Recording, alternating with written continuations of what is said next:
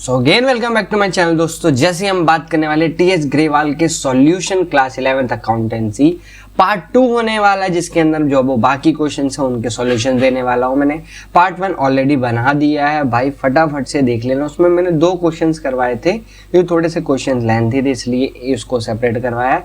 बाकी इस वीडियो में मैं आपको question number 3, question number 4, question number 5 ये 3 क्वेश्चन कवर करवाने वाला हूँ इस वीडियो के अंदर प्रॉपर विद सॉल्यूशन। एक एक एक्सप्लेनेशन देखेंगे अच्छे से और क्या मतलब होता है, कंसेप्ट को भी जानेंगे। तो देखते हैं पहला जो आपका थर्ड क्वेश्चन इस वीडियो का। क्वेश्चन क्या कह रहा है भाई, show the effect of the following transaction on the accounting equation में इनके क्या कराने, आपको शो करने क्या क्या इफेक्ट हो सकते हैं। पहला दे रहा है जैसे started business with the cash, तो ये तो सिंपल है, इसको हम कर लेंगे। सैलरी पेड, ठीक है। wages outstanding and rent due but not paid, rent paid in advance, ये जो 3 ट्रांजेक्शन इसमें हमें काम करना है, बाकी तो सिंपल है। तो पहला काम क्या होगा, आपको क्या करना पड़ेगा, इसके अंदर आपको पहले अकाउंटिंग इक्वेशन का फॉर्मेट बनाना पड़ेगा। तो हमें जैसे पहले क्या बनाना पड़ेगा, अकाउंटिंग इक्वेशन का फॉर्मेट, तभी हम कर पाएंगे। तो फॉर्मेट हमें पता है, बहुत सिंपल सा फॉर्मेट होता है। हमें क्या करना है, इसको ड्रॉ कर लेना फॉर्मेट, ठीक है। आप अपनी कॉपी में भी ड्रॉ कर सकते हैं ताकि आप मेरे साथ चल रहे होंगे सारी चीज़ें, ठीक है। कुछ स्टेप से बन रहा होगा हमारा अकाउंटिंग इक्वेशन का फॉर्मेट, ठीक है। क्लोज नहीं करना है, बस हमें ध्यान रखना, ठीक है। और रफली बना रहा हूँ मैं ताकि आपको मैं समझा सकूँ सिर्फ।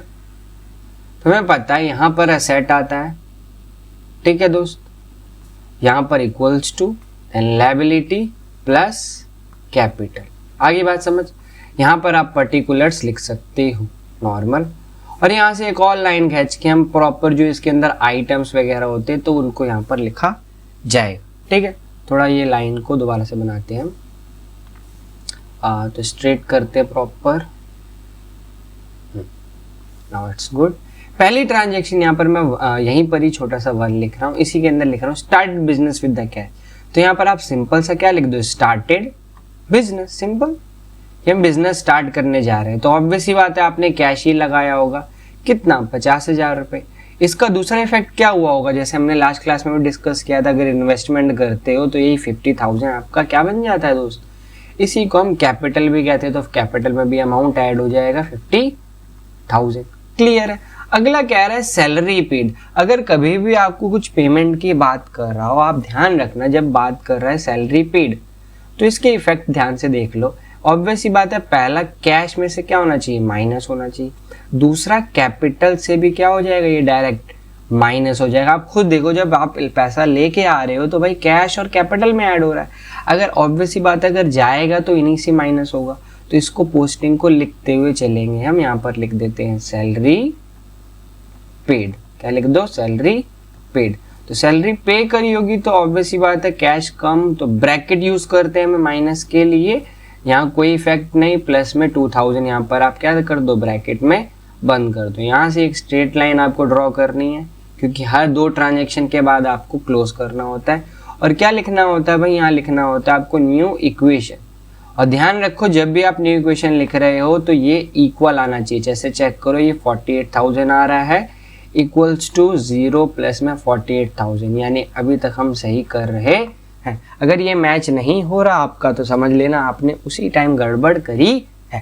थर्ड एंट्री करने जा रहे हैं, वेजेस आउटस्टैंडिंग, यानी यहाँ पर 3rd नंबर पे मैं लिख दूंगा वेजेस आउटस्टैंडिंग।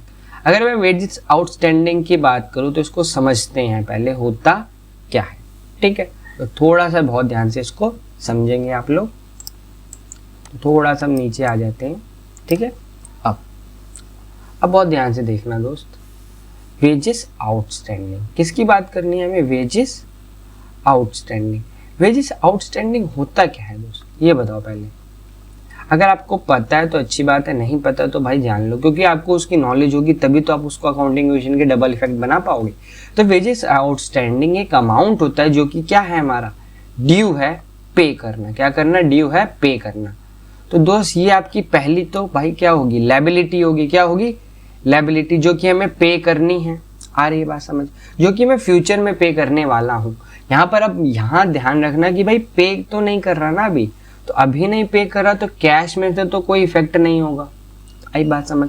अभी हमें पता चल रहा है जैसे कि ये लायबिलिटी है, तो यहाँ पर आप आउटस्टैंडिंग लिख देंगे शॉर्ट में, और कितने की लायबिलिटी है, 200 रुपये, जिसका डायरेक्ट इफेक्ट आपकी कैपिटल पे पड़ेगा, जो कि आप क्या कर दोगे, माइनस कर दोगे, क्योंकि आप फ्यूचर में तो पे करोगे ही इसको।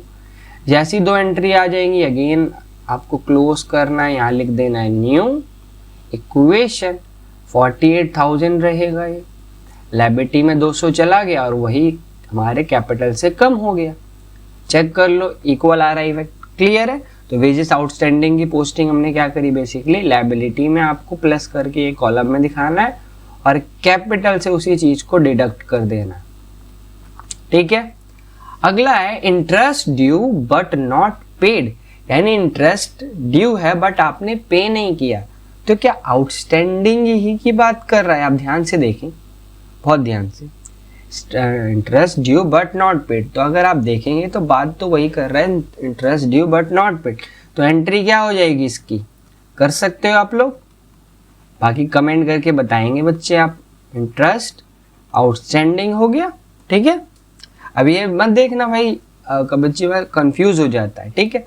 तो भाई यहाँ पर तो कोई इफेक्ट नहीं आएगा, अगेन 100 प्लस 100 ब्रैकेट कर देते हैं और ये इसको करते हैं क्लोज, ठीक है, टोटलिंग करते हैं दोस्त, ठीक है। तो 48,000 आ जाएगा ये, यहाँ 100 प्लस हो जाएगा और ये 4777, ठीक है। लास्ट और आखिरी क्या है भाई, रेंट पेड इन एडवांस। अगर कह रहा है भाई आपने अगर पे कर दिया, ऑब्वियस सी बात है, अगर मान लो आप किसी को रेंट पे कर दे रहे हो किसी रूम का, अगर आपने 3 मंथ का पे कर दिया तो भाई 3 मंथ तो आपका हक है उसमें, उसको छोड़ के नहीं जाओगे ना वो भगा सकता आपको, तो उस पर आप रहो, जो करना है आप करो, आपकी प्रॉपर्टी हो जाती है वो 3 मंथ के लिए। तो क्या करोगे, पहला आपने कैश पे किया, इसके लिए ध्यान रखना, क्योंकि कह रहा है ना भाई, तो यहाँ लिख दोगे रेंट पेड, तो कितना पे करा, 150 पे करा, तो 150 रुपये माइनस करोगे, प्लस में वो आपकी क्या बन जाएगी दोस्त, असेट बन जाएगी। तो यहाँ रूम या रेंट करके आप लिख के इसी में कॉलम में ऐड करते हुए जाओगे। क्यों कॉलम में मैंने असेट में ही क्यों करा, क्योंकि ऑब्वियस ही बात है उस पर आपका हक हो जाएगा ना, तो यहाँ कोई इफेक्ट नहीं पड़ेगा। आप इसको आप क्या कर सकते हो, टोटल कर लो, ये आपका अकाउंटिंग इक्वेशन का सॉल्यूशन हो गया, ठीक है दोस्त। कोई भी डाउट आता है रिलेटेड कोई टर्म तो आप कमेंट करके बता सकते हो, हम आपके लिए ही बना रहे हैं वीडियो ताकि आपके डाउट्स क्लियर हो सके। नेक्स्ट क्वेश्चन देखते हैं, इसी के नीचे है क्वेश्चन हमारा, ठीक है। तो बहुत ध्यान से आपको क्वेश्चन विजिबल हो रखा होगा अच्छे से, तो इसको अच्छे से रीड करना है और हमें समझते हुए क्वेश्चन को सॉल्व करना है। तो what will be the effect of the following accounting equation, के क्या क्या इफेक्ट है। तो भाई डायरेक्ट हम इसके इफेक्ट अकाउंटिंग इक्वेशन में नोट करेंगे, तो सिंपल सा एक फॉर्मेट ड्रॉ कर रहा हूं मैं, ठीक है। फिर से लाइन टेढ़ी चली जा रही है, चल इस बार ठीक है दोस्त, यहाँ से एक ड्रॉ करेंगे, ये हमारा पर्टिकुलर्स हो गया, असेट इक्वल्स टू में लायबिलिटी प्लस कैपिटल, यहाँ से एक लाइन आपको ड्रॉ करनी है, देन एक कॉलम के लिए भी बनानी है, ठीक है। कभी कभार बुक्स में ये नीचे वाली लाइन नहीं होती, बट आपको बनानी है अपनी अंडरस्टैंडिंग के लिए।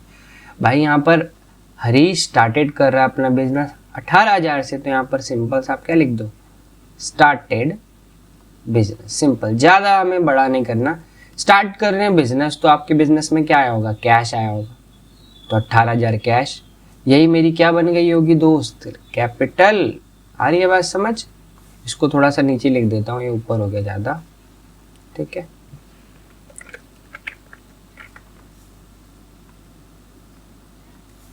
चलो ये हमारी लाइन भी मिट गई यार, कोई दिक्कत नहीं, लो यहाँ पर लिख देते इसके सामने, इसको कुछ इस टाइप से, स्टार्टेड बिजनेस, छोटा लिखना है हमें, इतना हमें ध्यान नहीं देना इन चीज़ों में, मेन हमारा ये इफेक्ट होता है, टीचर्स लोग इसको पढ़ते हैं। अगला कह रहा है, बहुत ही इंटरेस्टिंग पार्ट दिया है, बच्चा इसमें कंफ्यूज हो जाता है, कह रहा है परचेज गुड्स फॉर कैश, 5,000 का इतने का बेचा, तो यहाँ समझना मेरे पास अगर स्टॉक आया होगा तो आप चेक करो, 5,000 का आपने कैश किया है और 2,000 का क्रेडिट किया है, तो भाई इतना तो मेरे स्टॉक में ऐड होगा, इतना बात समझ आई। दूसरा कैश में से हम क्या कर रहे होंगे, 5000 माइनस कर रहे होंगे, ये भी सर समझ आ रहा है। अब 2000 रुपये हमें क्या करने पड़ेंगे, देने पड़ेंगे। तो ऑब्वियस सी बात है ये 2000 रुपये मेरी क्या होगी, लायबिलिटी। अरे ये बात समझ। तो मेरे पास ये 3 पोस्टिंग आ गई, आप चेक कर लो। अभी तक हमने जितनी भी एंट्री करी उसकी 2 पोस्टिंग थी, इसकी 3 होंगी। तो क्या लिखोगे भाई, परचेज गुड्स। तो भाई खरीदा गुड्स, तो भाई पहले तो 5000 रुपये दे दो जिसका कैश दे रहे हो, ठीक है। प्लस यहाँ पर लिख दो भाई हमने स्टॉक आया ना, हमने कुछ खरीदा है तो यहाँ पर 5000 ऐड कर दो, 7000 करेंगे, ये गलती मत करना। प्लस लायबिलिटी में हम 2000 रुपये डाल देंगे क्योंकि भी हमारा एक लायबिलिटी बन चुका है जो कि मेरे को पे करना है, ठीक है। तो यहाँ से भाई इक्वल अगेन 2 एंट्री होते ही न्यू इक्वेशन बनाएंगे। यह आ जाएगा मेरा 13000 प्लस 7000 बराबर में 2000 प्लस 18000। इसको प्लस करके देख लो, दोनों साइड 20-20 हजार आ रहा है, यानी मैंने बिल्कुल सही किया है, बिल्कुल सिंपल था। अगला क्वेश्चन कह रहा है sell goods for cash 4000 and costing 2400, यानी सबसे पहले मैं लिख देता हूँ सेल ऑफ गुड्स। आपने यहाँ पर बस देखो सामान बेचा है, जिस कितने का सामान था 2400 का, तो इतना भाई मैं अपने स्टॉक से कम कर लेता हूँ क्योंकि कितना स्टॉक तो बेच दिया, ठीक है। कितने का बेचा है दोस्त, 4000 का बेचा है। कितने का बेचा है, 4000 का। अगर 4000 का बेचा है तो ऑब्वियसली बात है कैश आया होगा। बट यहाँ पर देखो 2400 की चीज अगर 4000 की बेची है तो आपको क्या हो रहा है, फायदा, और फायदा हो रहा है 1600, जो कि डायरेक्ट कैपिटल में ऐड होगा, ध्यान रखना, ठीक है। लॉस होगा तो माइनस हो जाएगा, सिंपल। तो न्यू इक्वेशन बनाते हैं, 2 एंट्री होते ही भाई इसको कर लेते हैं प्लस 17000। 7000 में से 2400 माइनस करोगे 4600, ठीक है, बराबर में 2000 प्लस 19600। प्लस करके देखोगे तो 21600 आ रहा है। अगला बहुत सिंपल, रेंट पेड दे रहा है 1000, तो रेंट नॉर्मल हम पे कर रहे हैं, और 200 रुपये क्या है, आउटस्टैंडिंग है। तो करोगे क्या, बहुत ध्यान से देखना, आपको लिखना है रेंट पेड पहले तो ये हमने रेंट पेड लिख दिया। तो पहले तो रेंट पे करोगे तो 1000 यहाँ से माइनस, डायरेक्ट इफेक्ट आएगा मेरी कैपिटल पे, तो 1000 माइनस, ठीक है। दूसरा है रेंट आउटस्टैंडिंग, अभी करवाया था मैंने ऊपर, तो यहाँ लिख दो रेंट आउटस्टैंडिंग। आउटस्टैंडिंग है तो कैश तो पे नहीं करोगे, लायबिलिटी में जा रहा होगा कितना, 200 रुपये, प्लस में यहीं पर ही हम किस में ऐड कर देंगे, 200 रुपये अपनी कैपिटल में, क्लियर है, सॉरी माइनस कर देंगे। ये मेरा क्वेश्चन नंबर 4 हो गया जिसका हमने सॉल्यूशन कर लिया। अब हम बढ़ रहे हैं क्वेश्चन नंबर 5 की तरफ, बहुत ध्यान से देखेंगे। तो ये देख रहे होगे दोस्त, क्वेश्चन 5 है आपकी स्क्रीन पर। बहुत सिंपल सी ट्रांजेक्शन है, 3 ट्रांजेक्शन आराम से कर लेंगे, बट थोड़ा सा डिफरेंट है पहला वाला। तो एक छोटा सा फॉर्मेट बना लेते हैं क्योंकि ज़्यादा ट्रांजेक्शन नहीं है। तो यहाँ पर बहुत ध्यान से देखते हैं इन ट्रांजेक्शन्स के सॉल्यूशन को अच्छे से, ठीक है। और बाकी आप कमेंट करके बता सकते हो आपको कौन सा पर्टिकुलर किसी एक का सॉल्यूशन चाहिए, तो उसके अकॉर्डिंग हम ला सकते हैं। तो असेट बराबर लायबिलिटी प्लस कैपिटल कर दिया हमने, ठीक है। यहाँ से एक और लाइन, देन हम करते हैं स्टार्टेड बिजनेस वाला एंट्री।